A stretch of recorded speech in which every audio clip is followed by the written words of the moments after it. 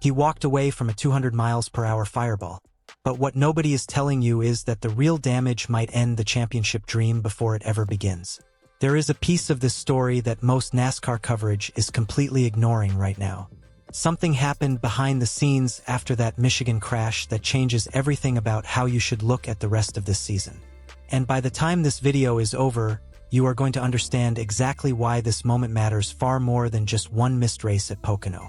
Before we get into all of it, if you are new here, welcome to NASCAR Nation Report. We cover this sport the way real fans actually talk about it. No fluff, no corporate spin, just honest NASCAR. We are pushing hard toward 15,000 subscribers right now, and every single person who hits that subscribe button is helping build something great. If NASCAR is your thing, you are going to want to be here for everything coming up this season. The crash that changed everything. Michigan International Speedway has always been a place where momentum swings happen fast. High speeds, a wide track, clean air at a premium. It is the kind of venue where a driver either puts together a strong day or finds themselves in the middle of a nightmare they never saw coming. And on this particular afternoon, the nightmare arrived on lap 148. Christopher Bell and Chase Elliott were locked in a fierce battle for second position. A restart had just gone green, and both drivers understood exactly what was at stake. Track position this late in a race is not just about where you finish that afternoon.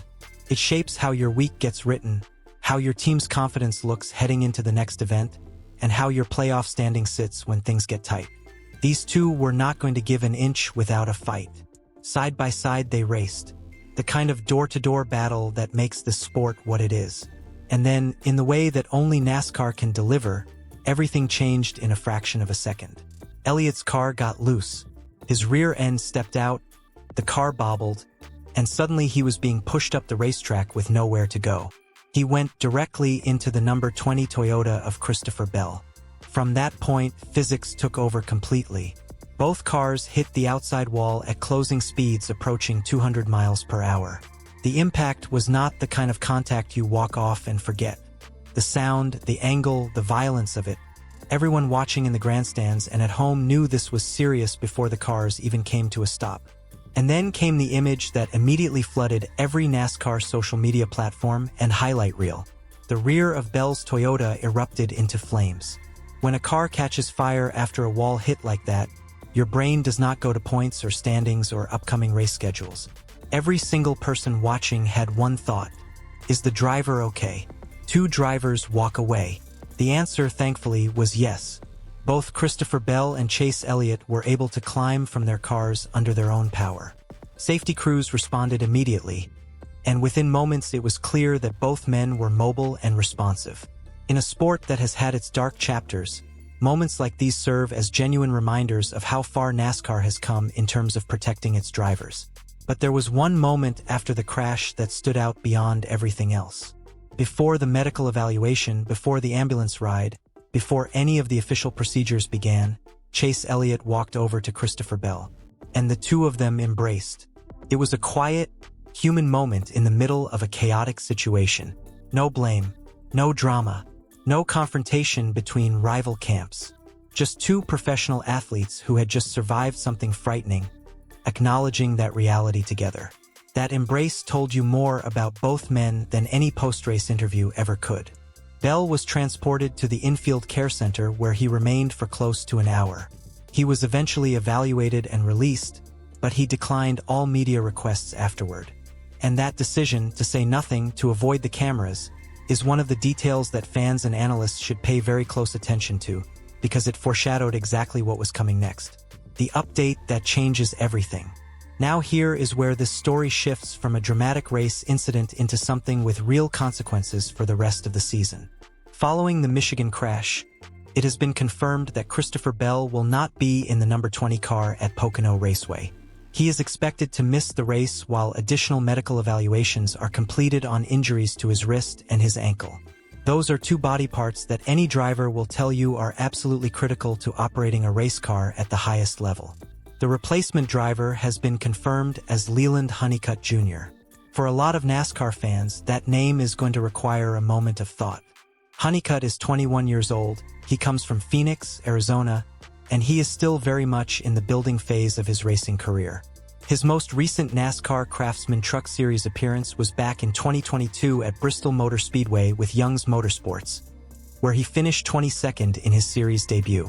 He has been developing through the O'Reilly Auto Parts Series and returned in a part-time capacity during 2025. He is a young driver doing everything right on the path toward NASCAR's top level. And now, because of a crash that nobody planned for, he is stepping into one of the most high-profile seats in the entire Cup Series. Think about what that actually means. 1 week you are grinding through your development program, doing the work, building your resume. The next week you are getting a phone call that tells you to prepare for Pocono in the number 20 Joe Gibbs Racing Toyota. That is not a scenario that gets written in advance. That is NASCAR. What this really means for Bell and Joe Gibbs Racing. Here is where the conversation needs to get honest, because there are layers to this situation that go beyond the initial headline. Christopher Bell is not just any Cup Series driver. He is one of the most consistent and dangerous competitors in the entire field. His combination of raw speed, racecraft awareness, and ability to deliver in pressure moments has made him a genuine championship contender in this era of NASCAR. Anytime a driver of that caliber is forced to step away from his car, even temporarily, the ripple effects are significant. For Joe Gibbs Racing, this is not a situation the team takes lightly. This is an organization that operates with championship expectations every single season. Their entire program, the preparation, the data collection, the development of team chemistry, the communication between driver and crew chief, is built around having their drivers in the seat, learning the car, gathering information, and refining execution. Missing a race, any race, creates gaps in that process. And there is something else that does not get discussed enough when a driver misses time due to injury. It is not just about the points. It is about where Bell's head and body are when he returns. Coming back from a wrist and ankle evaluation is one thing if everything checks out clean. It becomes an entirely different conversation if those evaluations reveal something more serious than initially believed. And right now, we simply do not have that answer. That is the question sitting at the center of all of this. How serious are these injuries? How long could Bell realistically be dealing with the effects of this crash? And most importantly, when he does return, will he be at full capacity or will he be managing something in the background that nobody is openly talking about? Stay with this video because we are going to break down exactly what happens in scenarios like this and why the next few weeks of information will define how serious this actually is. The opportunity nobody expected. Now let us talk about Leland Honeycutt Jr. from a completely different angle, because this side of the story deserves far more attention than it is getting. 21 years old. Phoenix, Arizona. A development driver still working his way up through the NASCAR ladder system. By almost any measure, this is a young man who should be grinding through weekends at smaller tracks, building confidence, making mistakes, learning his craft away from the national spotlight. Instead, he is about to walk into a garage stall at Pocono Raceway representing one of the most storied organizations in NASCAR history, in the seat of one of the series' elite drivers, in a season where every race carries enormous weight in the championship picture. That is not just pressure. That is a different category of pressure entirely. But here is the thing about moments like this. NASCAR history is absolutely filled with stories where a substitute appearance became the turning point in a career, where an unexpected phone call opened a door that no amount of grinding through development could have opened at that speed. The garage has seen it over and over again. A young driver gets a shot for reasons nobody wanted to exist, and they either show something that changes how the entire sport sees them, or they fade quietly back into the development cycle. Honeycutt cannot go into Pocono thinking about winning. That would be the wrong frame entirely. What he needs to do is show composure. He needs to communicate effectively with a crew chief and an engineering group he has never worked with before. He needs to manage the car, stay out of trouble, execute the basics cleanly, and demonstrate that when given an opportunity at this level, he can handle himself professionally. The drivers who make the most of these substitute opportunities are almost never the ones who swing for the fences immediately. They are the ones who show that they belong in that environment, that they can process information fast, adapt to a new setup, and keep the team's race day running in the right direction even without the preparation time a regular driver gets. Whether Honeycutt delivers on that or not, nobody can know in advance. But you can be absolutely certain that every team manager, every sponsor representative, and every crew chief in that garage will have eyes on him throughout the weekend. Chase Elliott and the incident itself. There has been plenty of discussion since Michigan about the incident itself, about Chase Elliott's role in what happened, and about whether there is lasting tension between the two camps. Here is the honest take on all of it. This was a racing incident. Full stop. Late race restarts in the Cup Series are among the most violent, highest-stakes moments in motorsport. Drivers are pushing absolutely everything they have because even a single position gained or lost in that window can determine the story of your race. Machines that weigh over 3,000 pounds are running door to door at speeds that leave essentially zero margin for mechanical imperfection or human error. Elliott got loose. His car stepped out. In that kind of environment, at those speeds, one small loss of control cascades instantly into a major accident. There was no intentional contact. There was no reckless disregard for another driver's safety. There was a car that got away from its driver in exactly the kind of situation where cars get away from drivers. And again, the embrace between Bell and Elliott after the crash is the clearest statement anyone needs to hear on this topic. These are two professionals who have been racing at the highest level long enough to understand the reality of what happened. Neither one of them wanted this outcome. Both of them know the difference between a racing incident and something that crosses a line. And their response to each other in the immediate aftermath reflects that understanding completely. This is not a rivalry. This is not the beginning of some long-simmering conflict. This is two drivers who had a violent accident together and handled the aftermath with maturity and mutual respect. Why the next few weeks define everything. Here is the part of the story that nobody is talking about loudly enough yet. And honestly, this is where the championship implications become genuinely concerning. We are in a stretch of the NASCAR season where every single race matters with an intensity that the earlier months simply cannot match. The playoff picture is developing. Points gaps are starting to mean something real. Wins carry enormous value not just for the standings but for the psychological momentum that carries a team through the critical stretch of the schedule. Bell missing Pocono is one race. That is manageable if the medical evaluations come back clean and he is back in the car for the following weekend feeling healthy and ready. But what if the evaluations reveal something more significant? What if the wrist or the ankle requires more time than initially hoped?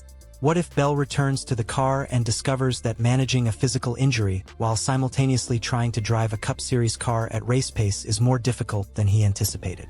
These are not worst-case scenarios being invented for dramatic effect. These are documented realities from NASCAR history. Drivers have come back from injuries that looked manageable and found that competing at the top level while dealing with lingering physical effects is an entirely different challenge than simply being cleared by a medical team. The human body under racing conditions experiences forces and vibrations and physical stress that magnify any weakness you bring into the car. Joe Gibbs Racing needs Bell healthy, focused, and fully locked in if they want to compete for what this season can ultimately deliver. And right now, the honest answer is that nobody outside that inner circle knows with certainty what the next few weeks look like. That uncertainty is the real story coming out of Michigan. If you are still here, I want to ask you something directly.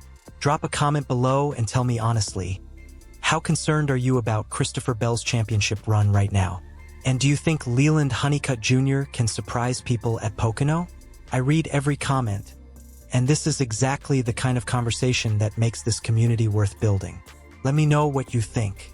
The safety conversation that never gets old. Every time an incident like this happens in NASCAR, there is a moment where fans, analysts, and media briefly acknowledge how dangerous this sport actually is before quickly moving on to the points implications and storyline narratives. And that pattern tells you something important about how normalized risk has become in the modern NASCAR conversation. But the Michigan crash deserves an honest moment of reflection on safety, not because anything went catastrophically wrong, it did not, but because it illustrated once again exactly how violent this sport remains even in its safest era. Both Bell and Elliott walked away, and that is extraordinary when you watch that replay carefully. Cars impacting a wall at approaching 200 miles per hour, one of them catching fire in the aftermath. Decades ago, there is a realistic possibility that story ends very differently. The advancements in roll cage technology, the safer barrier systems, the Hans device, the improvements to the next-gen car's structural protection, all of it contributed to both drivers walking away from that wall. NASCAR has invested enormous resources into making this sport survivable in situations that would have been unsurvivable in earlier generations. And moments like Michigan are the real-world proof that the investment has been worth it. But walking away healthy and walking away without consequence are different things. And that distinction is exactly why Bell's evaluation process matters, why Joe Gibbs Racing is being cautious, and why the next few weeks of information about his condition will carry so much weight. The bigger picture nobody is addressing. There is one more layer to all of this that has been almost entirely absent from the mainstream NASCAR coverage since Michigan. And it is the layer that actually shapes how this story resolves. Bell is not just dealing with a physical recovery process right now. He is dealing with the mental and psychological component that every driver has to process after a major crash. This is not a weakness. It is a human reality that every racing driver at every level encounters. When a car hits a wall at those speeds, when fire appears in the cockpit area, when your body absorbs that kind of impact, your nervous system and your psychology go through something whether you acknowledge it or not. The drivers who navigate the return from major crashes successfully are almost universally the ones who give themselves honest time to process what happened, who communicate openly with their teams about how they are feeling, and who do not rush back before they are genuinely ready in every sense of the word. The pressure to return quickly is always there. Championships wait for no one. Points tables are merciless. And the culture of professional motorsport has historically rewarded drivers who push through rather than those who take time. But the best teams in NASCAR have learned over many seasons that a driver who returns before he is truly ready, physically and mentally, often performs below his peak for far longer than if he had simply taken the appropriate time. A missed weekend costs points. A driver who comes back too soon and performs at 80% of his capacity for 6 weeks costs far more. Joe Gibbs Racing is making the right call in being cautious.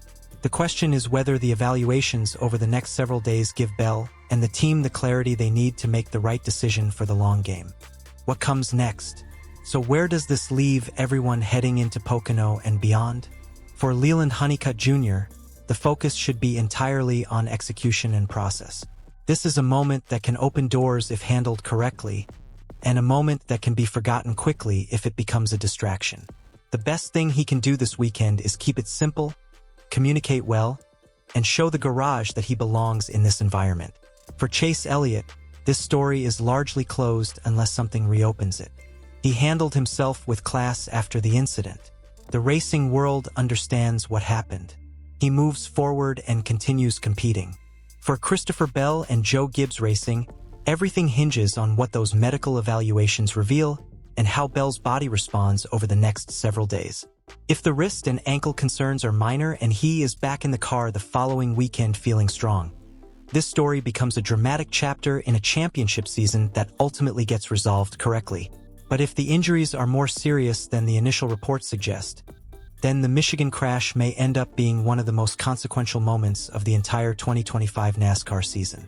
Not because of the crash itself, but because of the calendar that follows it and what Bell needs to deliver between now and when the playoffs arrive. That is the story within the story. That is the thing you should be watching for over the coming weeks. Not just whether Bell returns, but whether he returns fully prepared to compete at the level this championship requires from him. And until we have a clearer picture of that, the Michigan crash is not finished writing its impact on this season yet. This started as a crash story. A violent wall hit, fire on a racetrack, 2 drivers walking away when the outcome could have been far worse. And in the immediate sense, it was exactly that. But it has become something larger. It has become a story about championship implications, about what happens when elite programs lose their drivers even briefly, about what opportunities look like when they arrive without warning for young drivers who have been doing the work waiting for their moment, and about how NASCAR handles the human reality of what it asks its competitors to go through every single weekend. Bell is one of the best in this sport right now. Honeyut is a young driver about to get the opportunity of his young career. The sport keeps moving, the points keep accumulating, and the races keep coming regardless of what happened on that Michigan afternoon. But moments like this one are worth sitting with, worth understanding fully, because they remind you that underneath all the championship math and the strategic storylines and the weekly narratives, there are human beings inside those cars. And what happened at Michigan was a reminder that this sport, for all its safety advancements, for all its modern engineering, remains one of the most dangerous and demanding athletic endeavors on the planet. Christopher Bell walked away from a fireball at 200 miles per hour. The next question is not just when he comes back. It is whether he comes back at full strength, fully healthy, and fully ready to compete for everything this season still has left to give. We are watching, and you should be too. If this video gave you a new perspective on what happened at Michigan and what comes next, leave a like. It genuinely helps this channel grow. Share your thoughts in the comments about Bell's situation, about Honeyut's opportunity, about anything in this story that hit different for you. And if you are not subscribed to NASCAR Nation Report yet, now is the time. We are building toward 15,000 subscribers, and this community is growing into something real. Every new member is part of that. Thanks for watching. Stay with us because this season is far from finished, and neither is this story.